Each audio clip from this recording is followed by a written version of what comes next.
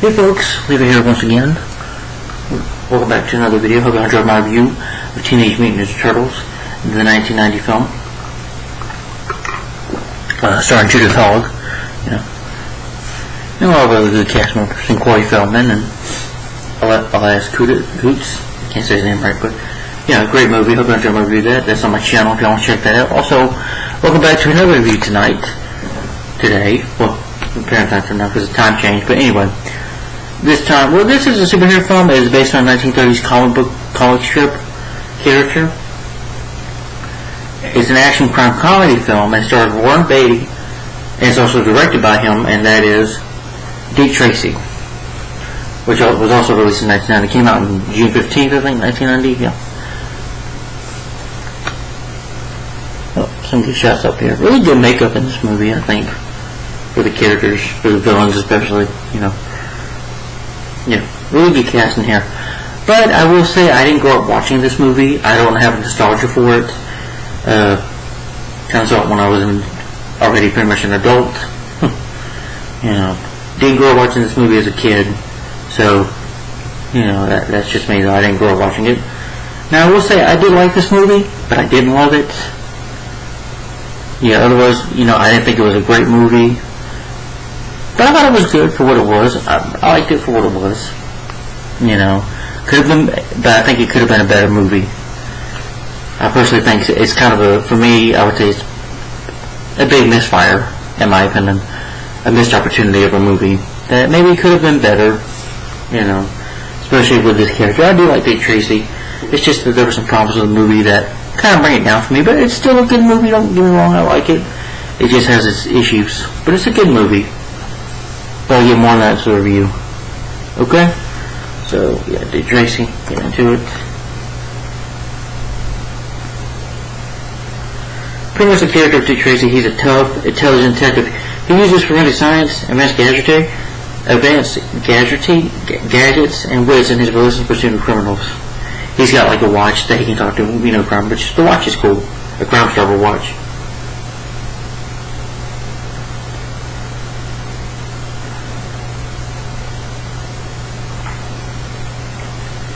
Development of this movie, which I'm going to talk about the production and all that stuff, I do it in my reviews. Development of this film began in the early 1980s with Tom Maintenance, who also, he's a screenwriter, for like some of the James Bond films and Superman the movie. The screenplay was written instead by Jim Clash and Jack Gibbs Jr., both of Top Gun fame. The project also went through directors like Steven Spielberg, John Landis, Walter Hill, and Richard Benjamin before they arrived with Betty. It was filmed mainly at Universal Studios. Danny Elfman was hired to compose the score, and the film's music was featured on 3 separate soundtrack albums. And you have Madonna in this movie. She does some songs in the movie. Danny Elfman, of course, well, I'll go ahead and mention this, is that you already know the year before this, he did the music for Batman '89. He also did some of the music for the Flash show, the Flash TV show starring John Wesley Shipp.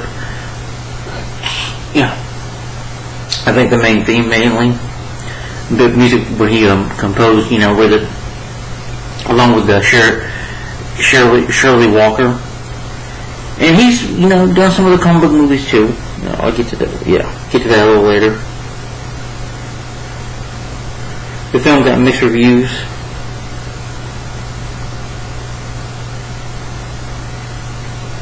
Production design, makeup effects, music, and Betty's direction. Positive comments. It was a success of the box office, but I don't think it made much money as they wanted it to.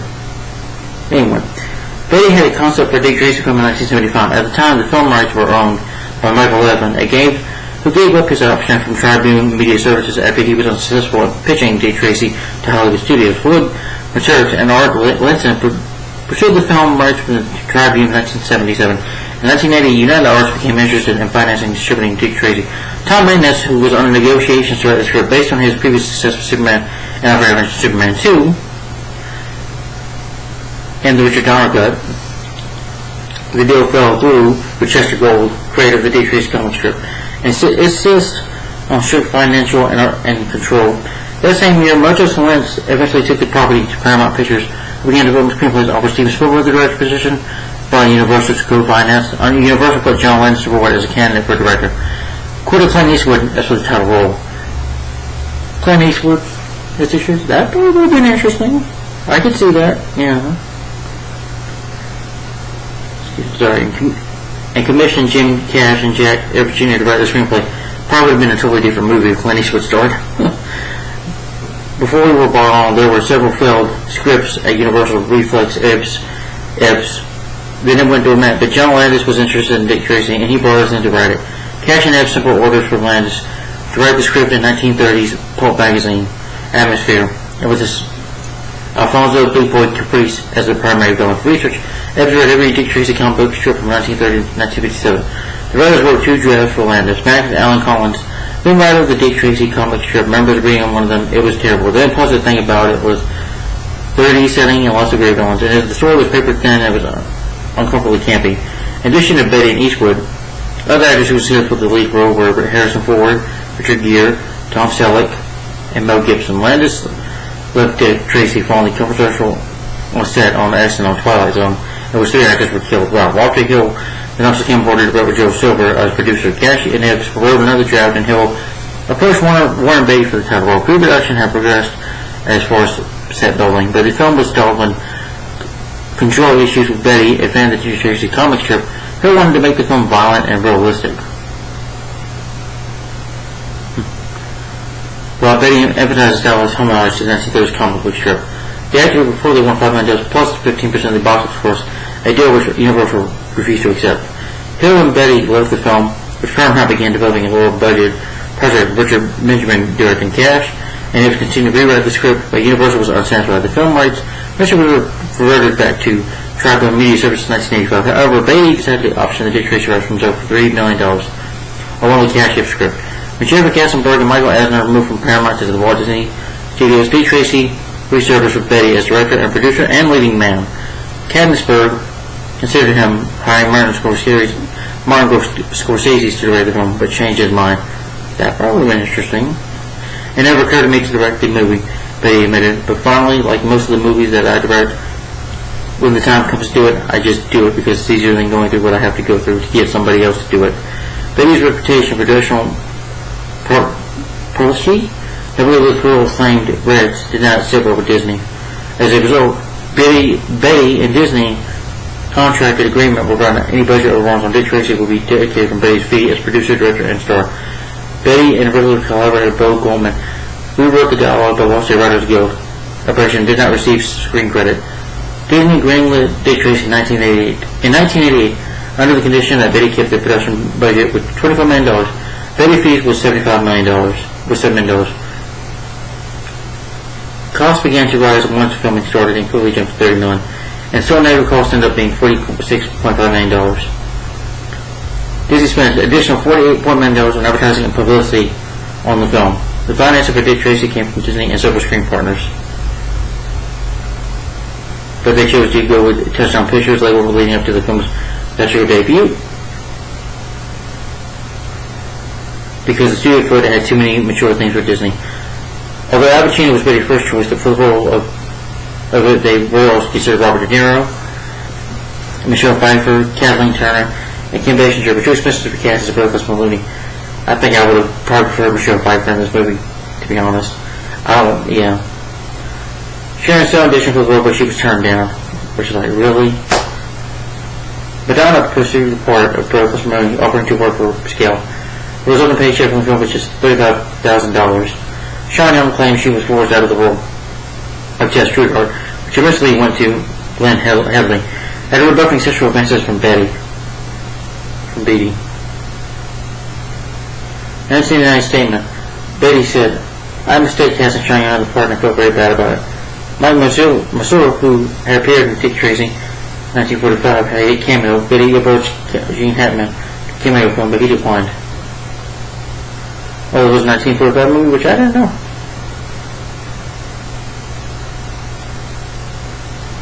Principal photography Dick Tracy began on February 2nd, 1999. Filmmakers considered shooting the film location in Chicago.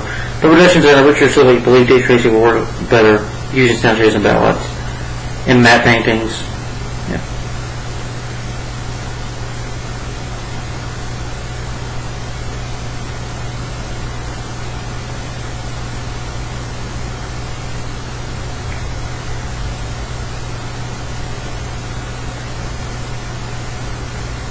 this film does look like a good comic book strip come to life. Yeah, with the matte painting and stuff, and the way the city and stuff looks. They hired Danny Elfman to compose the film score based on his previous success with Batman '89. See?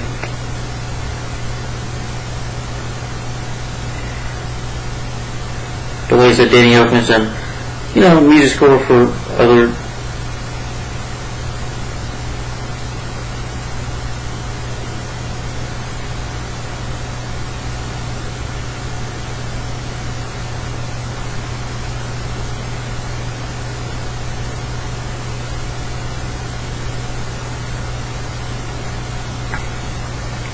Like I said, for Batman, he did a score for that.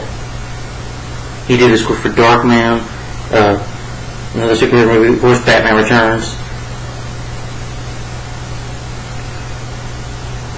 Man in Black, if you want to consider Man in Black, because that's based on a comic book.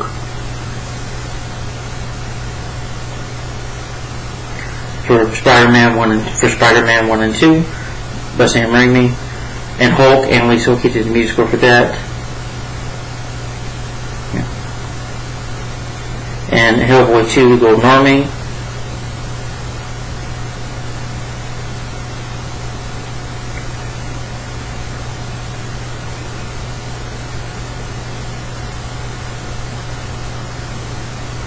And most recently, the last superhero film he scored was Doctor Strange in the Multiverse of Madness, which came out last year in 2022.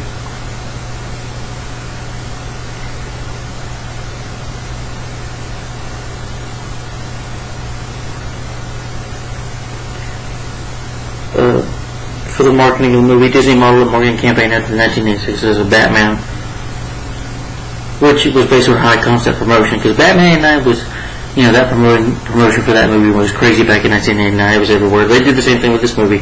A tie-in for McDonald's. You had commercials, like McDonald's, they would, give away, the Crime Stopper watches at McDonald's, the pictures of the characters and cups and stuff of the movie, and, you also had toys of the characters,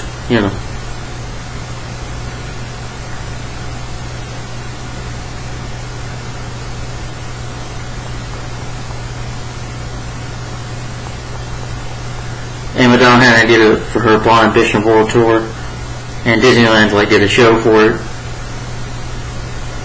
So yeah, tour commercial, we got a lot of stuff for it, back then. Dick Tracy also had a video game, which was on Game Boy, Sega version, Mother's version, the NSA version.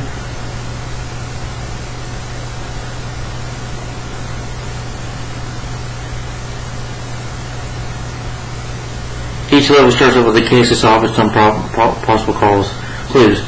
The player drives Tracy's vehicle through the city, avoiding snipers and other course to various locations. Mission includes the action shifts to a side-scrolling adventure game.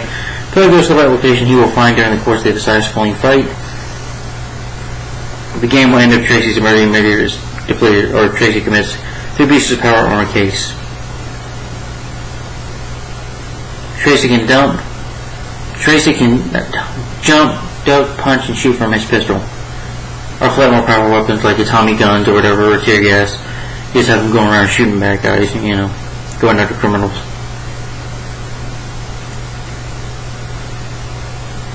Yeah. So they have video games for the movie.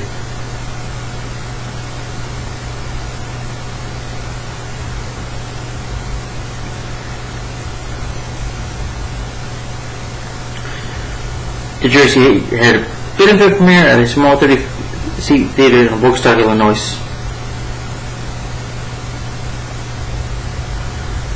Studio management was expecting the film's total earnings to match Batman '89, which it did not.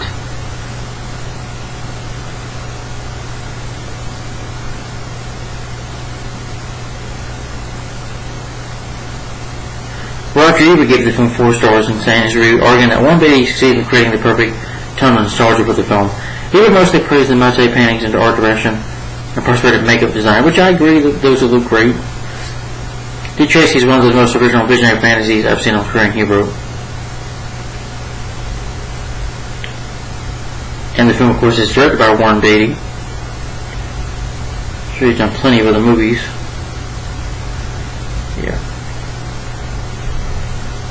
Bonnie and Clyde, which was like the film came out in 1967. Shampoo, Heavy and Weight. Yeah, and it's written by Jim Cash and Jack Gibbs Jr.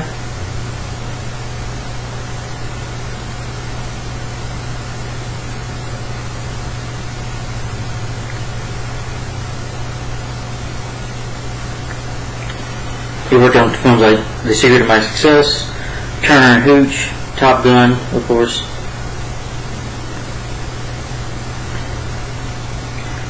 And Anaconda, was a producer on that. And also, wrote the script for, I guess, Flintstones v. Las Vegas. Yeah, that's not a good movie. It's based on characters created by Chester Gould.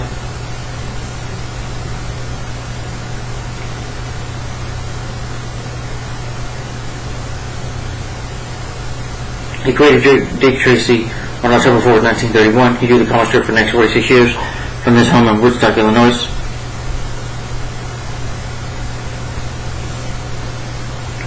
It was produced by Warren Beatty also well, and cinematography by Brent Joel, edited by Richard Marks, and music by Danny Elfman. It's distributed by Puna Vista Pictures. It was released June 15, 1990, worldwide, I believe. It's 105 minutes long. The budget to make the movie was $46 million, and at the box office it made $106.7 million worldwide. So it made money, just not a whole ton. I think they were expecting to make a franchise out of it, but that never happened due to the film not being a big hit. But yeah, let's get more into the movie. There will be spoilers in this review, so if you've never seen Dick Tracy, don't watch this review. Okay, but don't waste your time.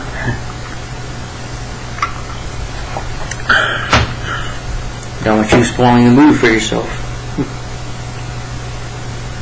But pretty much the plot of the movie is the film is that hard-boiled detective Dick Tracy is searching for evidence that proves Alfonso Big Boy Caprice is the city's most dangerous crime boss, who is played by Al Pacino.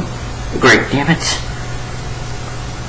Fuck, I forgot to mention the damn cast. But anyway, for the cast, this film has a really outstanding cast. Warren Beatty as Dick Tracy, Al Pacino as Alfonso Big Boy Caprice, brought up for big films like the Godfather films, Scarface.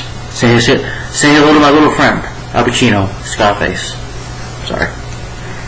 Madonna as Breathless the Blank Mahoney, yeah. Glenn Headley as Tess Trueheart. The only movie I can think that she was in, I do remember her in, what's that movie? It's,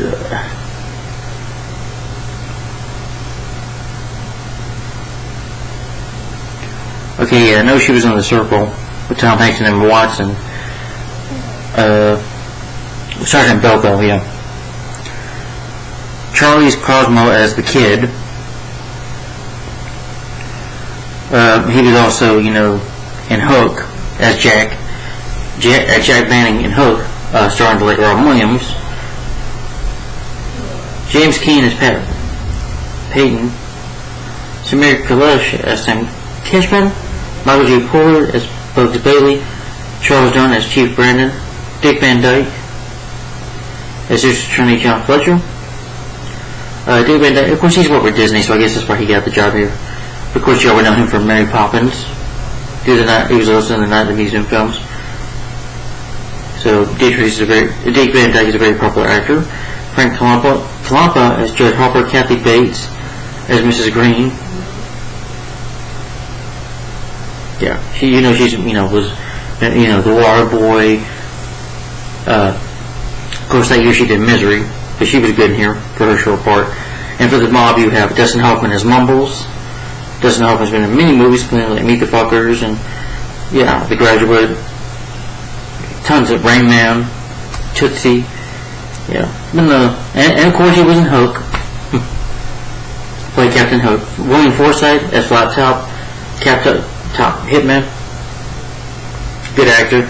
I really liked him in Alfred Justice with Steven Skull. He was great in that. He was also in The Rock. Yeah, but great actor. Ed Ross is Itchy. good actor. I remember he was in an episode of Walker Texas Ranger. Does make Universal Soldier. Good actor. James Tolkien as Numbers. Mandy Paquin as AKs. R.G. Armstrong as Broomface? I can't say his name.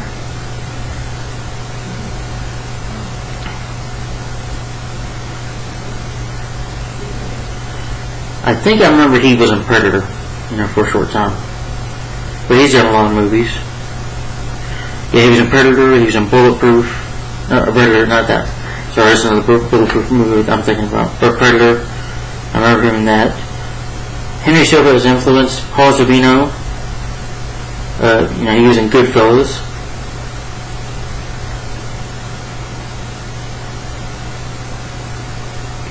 I think he's, known for doing mob, but he was also in The Rocketeer, which he did the year after this. And of course, like I said, Goodfellas, which is a popular mob gangster movie. So, and he did a voice for Hey Arnold the movie, but may he rest in peace. He was a really good actor. Chuck Hicks as the Bro. Neil Summers as Verdant. Lawrence Stephen Myers as Littleface. James Caan, the late James Caan as Spud Elaine. Catherine O'Hara as... Oh, I didn't know she was in this movie.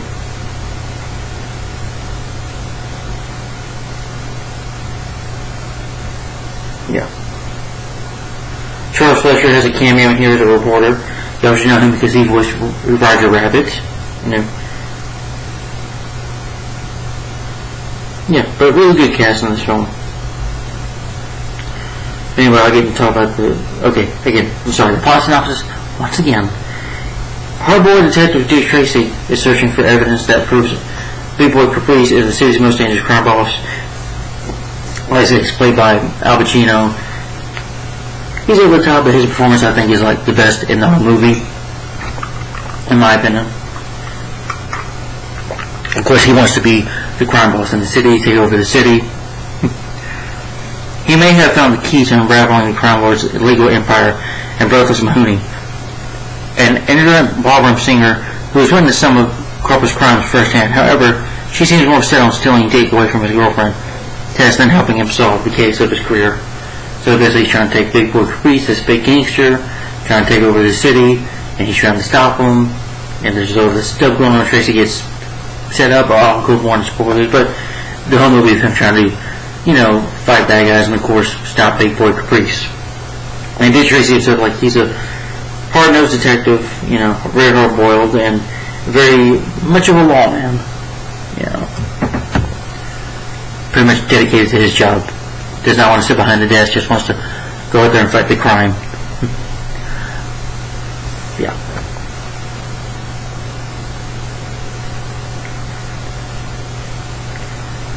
But anyway, we'll get to talking about the movie itself.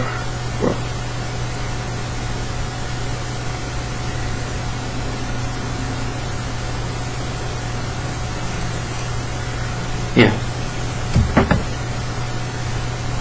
But I like the way the movie starts off with the title, Dick Tracy. And the song, dun, dun, dun, dun, dun, dun, dun, dun. I do like a bit of that music from Danny Elfman. It's really good. You have Dick Tracy in his office getting his, I just like the costume. I like the hat. I like the costume, yellow, yellow jacket and yellow hat. Yeah.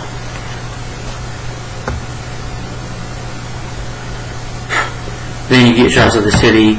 The matte paintings, or miniatures they have in this movie too, probably. Looks really good. Very practical looking. The city looks fantastic. It looks like they're making it look like Radical Batman, I'm sure. They took inspiration from that. This series of gangland monsters. You have 5 gangsters called the Bow, Stoge, Littleface, Shell Wizard, Rodent, on a poker game. But they get interrupted by a car driven by Itchy when Flat Top kills the man. He just and then he thought he sees kid running, but he thinks he might have heard something or seen something, so he shoots. And Flat Top is Cropper's top hit man, main hit man, and he shoots at the wall saying, "Eat leg, Tracy."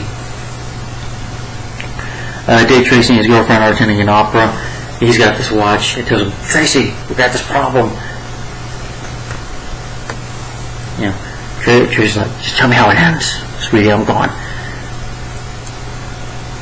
And he's trying to find evidence that it's Big Boy Caprice that had to do something to do with this.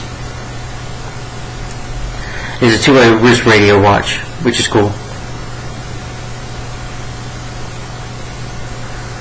These reporters, bug Tracy, when are you going to stop, when you're going to, he says that, he tells, thinks, well, maybe you can, have a life, if you just settle down and, be behind the office. He's like, I can do a lot more good than just sit behind the desk. He doesn't want to sit behind the desk. He just wants to be out there in the action. He wants to be the one to stop the bad guys.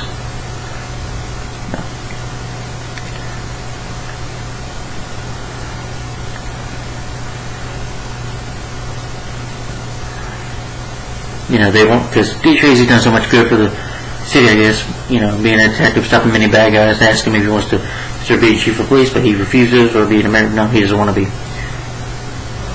Later they have a Club Ritz, which is about this movie singing when Lips, again played by the lady I mentioned, his man at the garage had been killed. They get arrested by 2 police officers, but it's actually Flat Top, saying hello. They take to the Southside warehouse, which Big Boy forces Lips to sign up for the close. He's like, everything you want, I own now. He's like this. Hey, I would nothing easy. She was like, hey, it's business.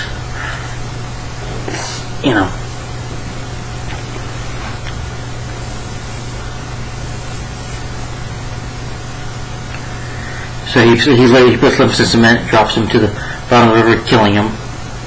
He's like, good. All his fears, love, and business.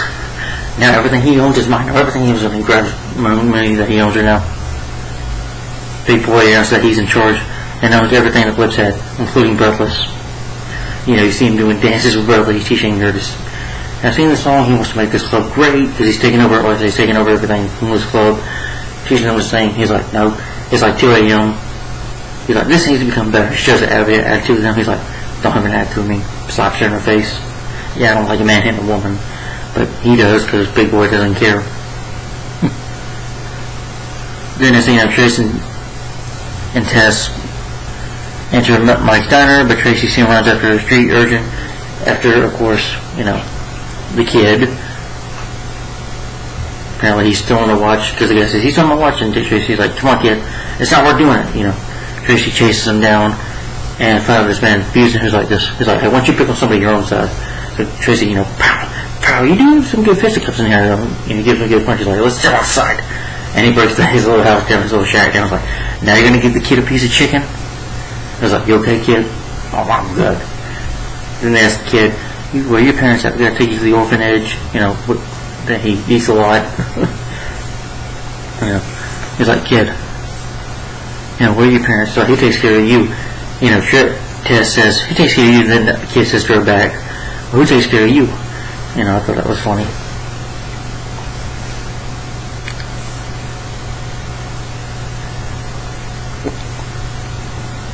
But Tracy gets summoned to the Southwide warehouse by Sam Kishman about this murder that happened. He just asked Tess to keep an eye on the kid.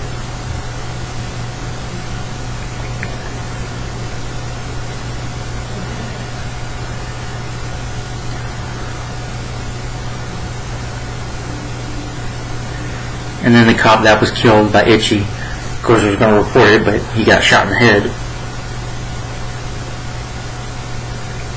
Tracy also ends up finding an earring and some walnuts, which is Big Boy's favorite snack. Tracy ends up arresting Flat Top, Itchy, and Mumbles. He tries to question Mumbles. He's like, and Dad doesn't have so funny, because Mumbles almost goes,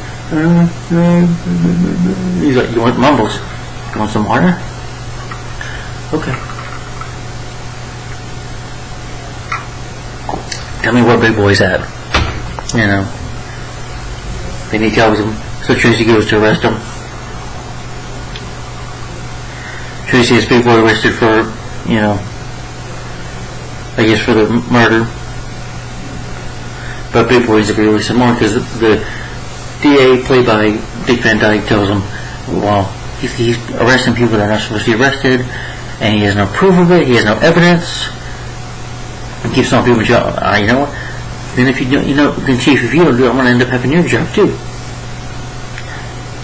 The big boy tells Tracy, why do they keep this mad? He's a mad lunatic. Why do they keep this officer? Somebody needs to put him out of the way. They need to get rid of him. And then one of the boys says, unless you do it first. And he's like, who said that? And then they kind of ignore it.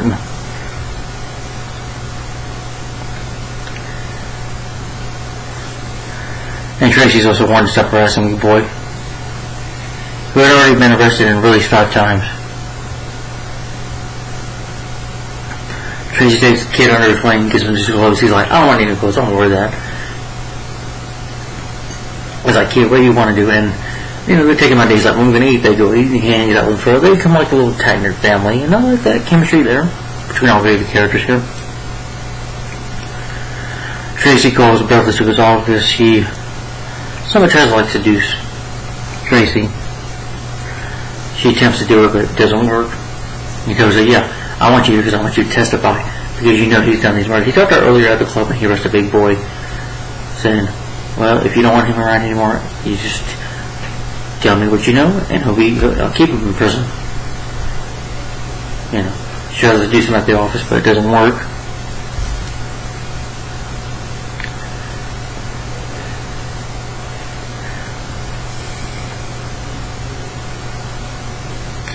He follows her to the club. Big Boy is organizing an alliance with every major crime figure in town to form a new syndicate in the city with himself as the big boss.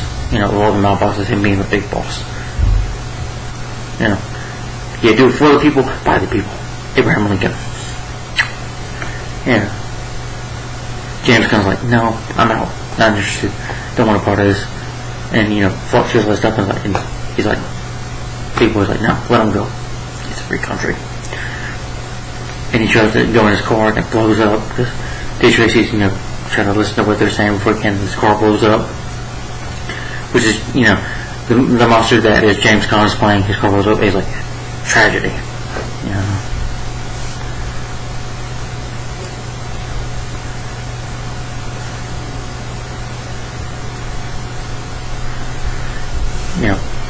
Dick Tracy is trying to call for the orphanage. He's like, I'm sorry, kid, that's the law. Trying to get the kid the orphanage just to take care of him. And he's like, Tracy, then the mobsters, black him going,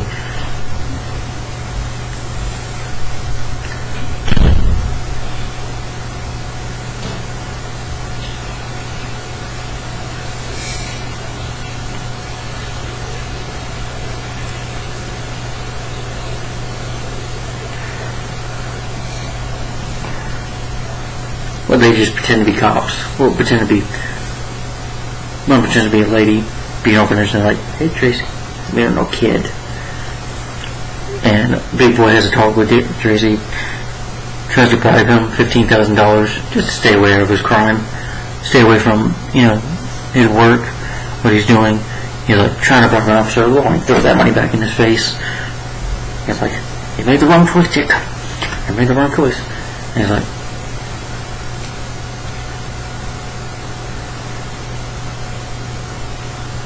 and they overload the heating system, trying to kill him. Of course, kid saves up, which I think, Dick Tracy's trying to come on. He just got himself for that chair. He didn't need the kid to save his ass,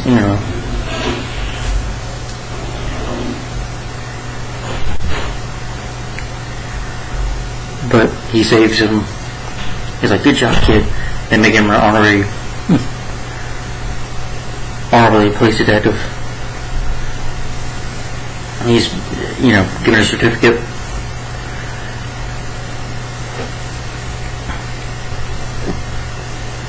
Big Boy's piano player, 88 Keys, gets a call from a mysterious stranger. The blank, which you see, no man with no face. Calling, Keys goes there, sees a suitcase with a payment of $5,000 in a letter. The stranger instructs him to give the letter to Big Boy, saying that for 10% of his organization profits, Tracy will be taking care of it. When Keys asks who he is, the man is revealed to have no face. Keys reveals that was the Big Boy, who refuses to dismiss Keys. He's like, don't bring me to this, I'm false. And Mooney tries to ask about him, and he's like, hey, come here. He's like, don't you ever ask about my business again.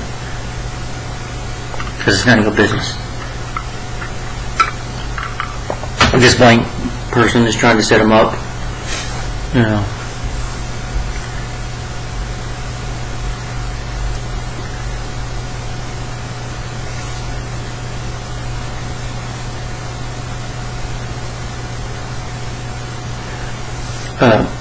They got police car the next move.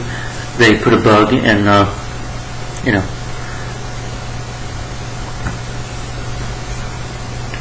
on the rooftop, drill a hole in the floor to this main conference room. Pat disguises himself as a waiter, so they bug his room so they can listen to his crimes and stuff.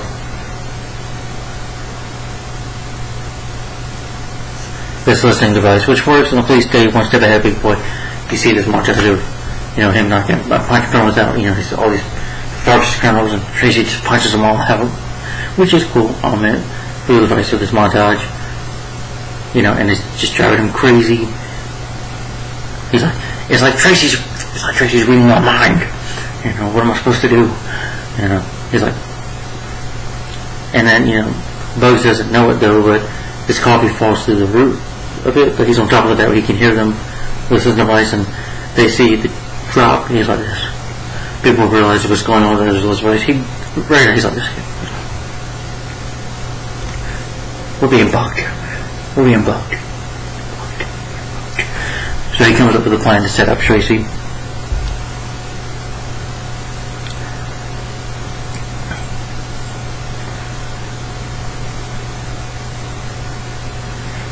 He makes a big call and says, hey, the next crime wave is going to happen here. Yeah.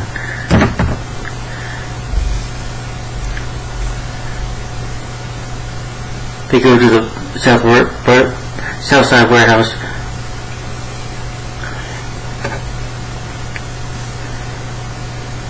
He leaves an important conversation, you know, about his future with she wants to marry him, of course. Busby's captured set trap for Tracy at the warehouse by Bruno Face and Influence or R.G. Armstrong. You know, Tracy's able to sneak around. They shoot at him. But he found out Tracy does one badass thing though. But you know, he just puts his trench coat and his hat, just puts it to the side and fools them. And Tracy, you know, kills Bruno Face, shoots him. But again, the blank has to save his ass. I'm like, okay, really? Tracy has to get his ass saved again by this blank person. First the kid, now the blank. I'm like, come on. Oh, because he gets in the cement. Gets all over him. Like, really? He couldn't just pull the guy up there and just move out of the way and then shoot the bad guys down? I mean, it was smart for him to trick the bad guys, trick the mobsters. But I'm like, come on. I don't want to see him get saved.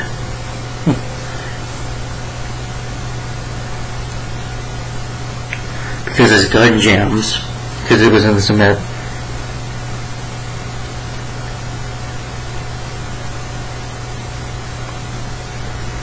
Tess ends up having a heart discussion with her mother, but she basically tells Tess that she's just done with him, just leaving him, and just go for a couple of days. She's a heart conversation with her mother about him.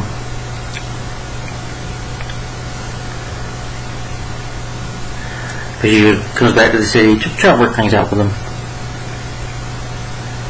But meanwhile, the kid gets taken to the orphanage by the Welfare Society.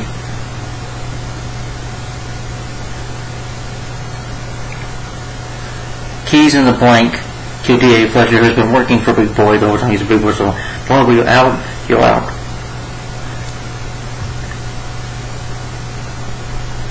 And he wants him out of the way. I do like the line though, you know, like Al Pacino I think does still, you know, as Big Boy said, I do think he does still the show. He, you know, I do like it. He's like, he tells his kids, like, what's the matter? You mumbles forgot to kill people? You know, where's the satisfaction? Where's the deprivation of it? You know, or something like I can't do that like right, but he does so great. He's like this. I want Tracy dead now.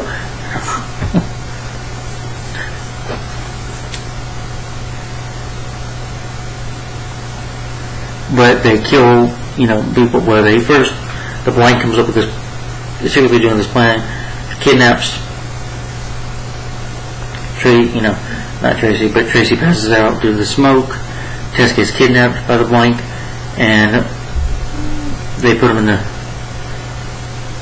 room along with D.A. Fletcher, thinking he shot the Fletcher, so he gets arrested for murder.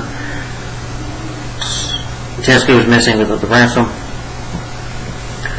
Big Boy's empire prospers again. He starts making names of money. He's like, starts making all his cash.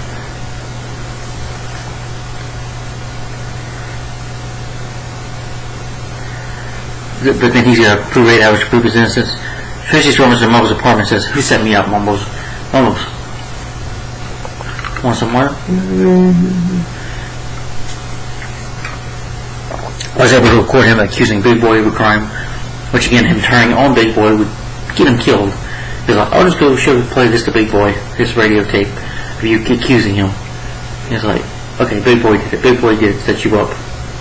Yeah.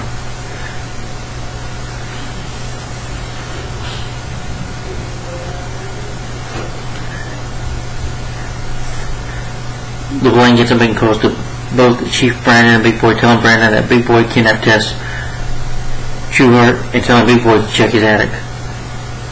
And they're having a party that so flat top, and Big Boy find Tess, found and gang, and everybody's like, "You idiot, that's for a friend. See, I got something on me." They ever walk the door and get out, he's like, "Now I gotta really kidnap you, even though I really do it, I gotta really kidnap you now." But Tracy finds a way to get out. He's trapped in this door. He's like, asks his friend, "How much do you weigh?" He puts his blank down, he jumps on the blank, and Tracy jumps up. That was cool.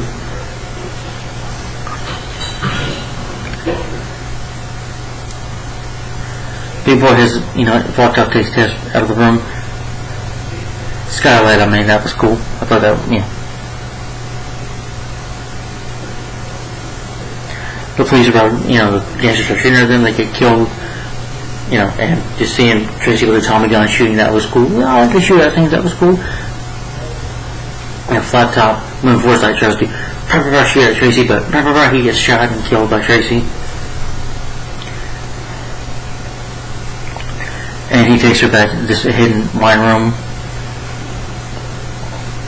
Breathless in the point Tracy where Big Boy is. He's over that way. He's like, Tracy's like, "What's the matter, Tracy? You don't trust me?" He's like, "Tracy, good luck. Find her." He's like, "Thanks." Takes off. Excuse me.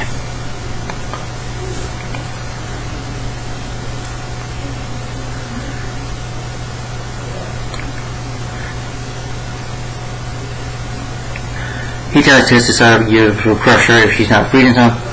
It's these gears like a clock that'll crush her face and kill her. So Tracy arrives in front of Big Boy. He's like, Tracy's sick. Whoa. He's like, "Yeah, hide from me, come on. I just want to see your face. So I can shoot you,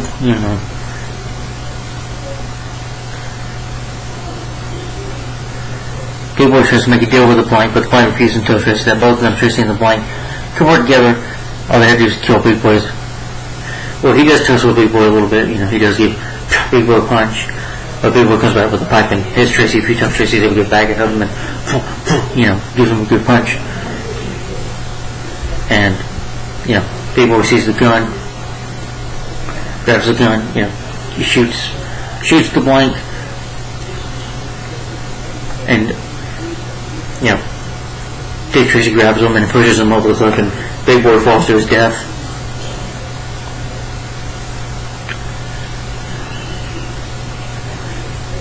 And the gear works, he falls to his death. Tracy turns to Blake, who takes the mess up, and spoiler alert, is breathless. We go down there, she gives Tracy a kiss that she wanted to rule the city herself, I guess you can say, or just something like whatever her motive was. Tracy and Tess never seen their lives. They give each other a hug, which I like that moment. And the kid, who his name is Dick Tracy Jr., which was kind of a nice moment. Tracy makes an abrupt marriage proposal to Tess at Mike's dinner, but him and the kid are called to accept. She does accept. Tracy and the kid then respond to another urgent call, which is Robert goes like, "Come on, Tracy, that's a fine thing." And then that's the ending of the movie. So it's Dick Tracy. So I'll give my final opinion on the movie here. Well, hold on, let me.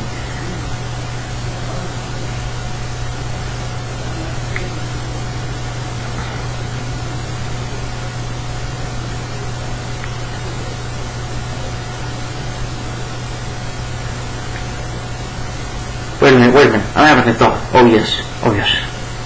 I'm gonna thought. It's coming. It's gone.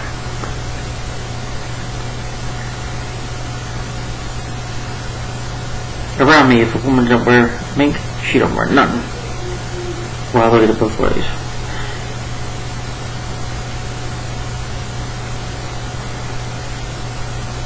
Oh, alright, that's enough.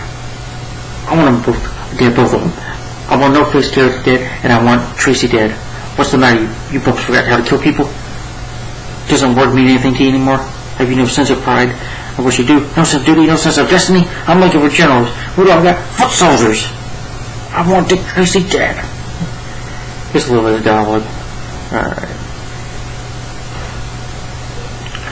Let me give my final opinion on this movie, okay? And I'll be done.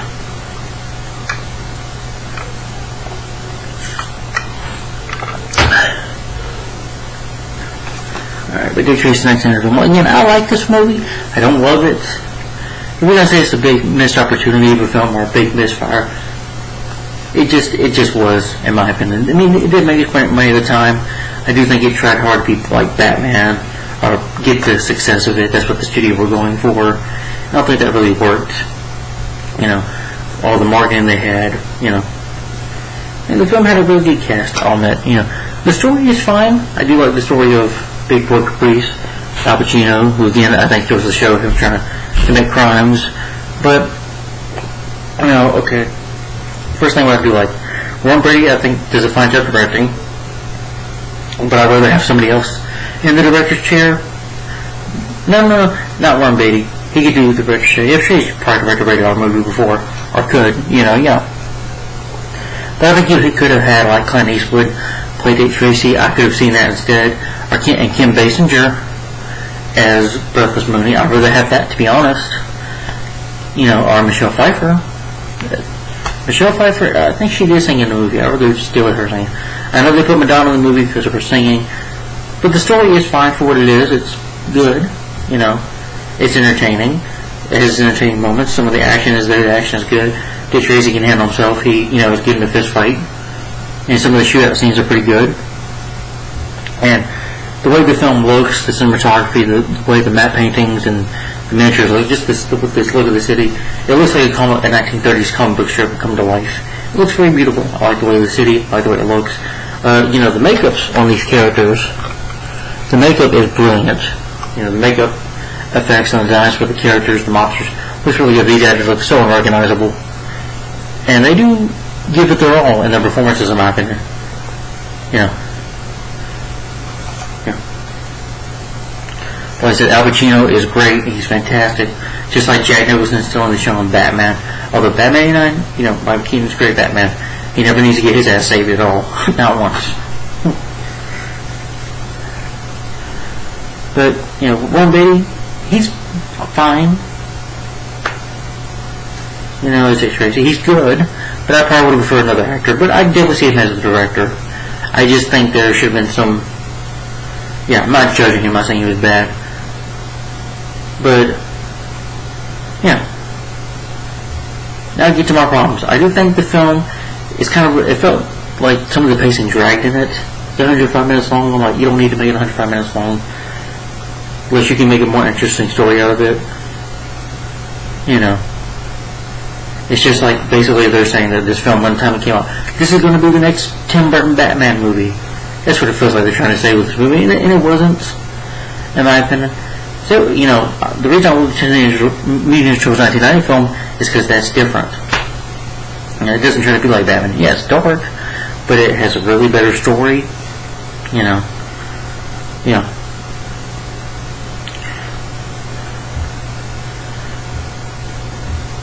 You know,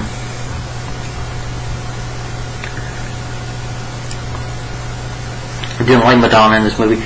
Now, Madonna can sing, I'll say about that. She was sexy in this movie, gorgeous in this film, but her acting is not very good. Sorry, she can't play leading lady. Her being the blank, the whole thing where she wants to go to the city, whatever her motive was, I didn't really care. Didn't really find that interesting. I didn't really... Who cares who the blank is? That should have been somebody else. It would have been more interesting not to know. You know. And Glenn Headley, she does a good job. I do think her and Dick Tracy Beatty have a good chemistry. I do buy them being in love. The kid, Charlie Cosmos, he's alright. You know, there's moments where I don't think he was bad or anything as the kid. But I do think his performance is a lot better in Hook. But that's just my opinion.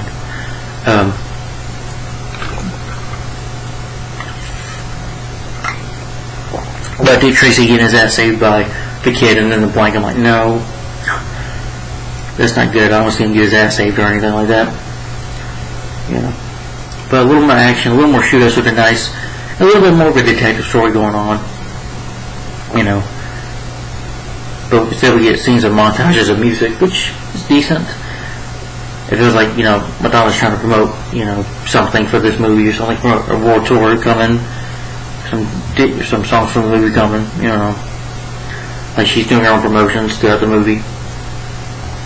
And her music, I think, is alright in here. But the cast, the gangsters, the villains, I think they're great. They're fantastic. And like I said, the makeup and stuff, I can't know what to say about it, but yeah. But the music by Danny Elfman is really good. Another piece of music were really good too. Madonna's music, some of it is decent, I think. Yeah. I just don't think this one had that great of a story. You know, I think it could have been slightly a little better. You know, it's not an awful movie by any means. It's just, you know, now that I think about it, it's just a decent movie in my opinion. It's a decent flick, you know. It's watchable, it's not terrible, it's not like one of the worst superhero films ever, no.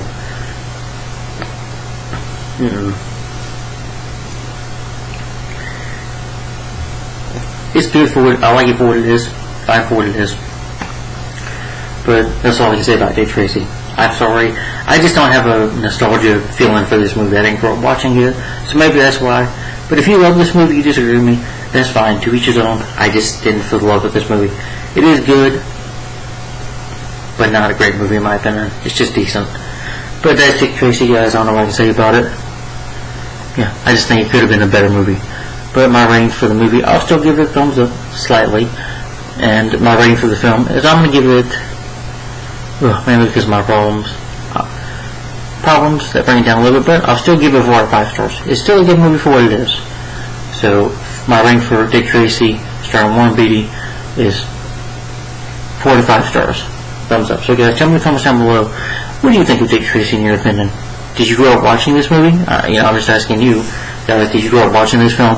Do you love this movie? But if you've never seen this movie, I did mention there were spoilers in the review, so don't watch it. Don't watch this review. But guys, you know, I appreciate it if you share my channel with friends and family. People you know, I appreciate it. Thank you for the support. I do appreciate it. Let's keep on getting more subscribers in 2024. So yeah, so stay tuned for our next review. I might do another review tonight if I feel like it, maybe.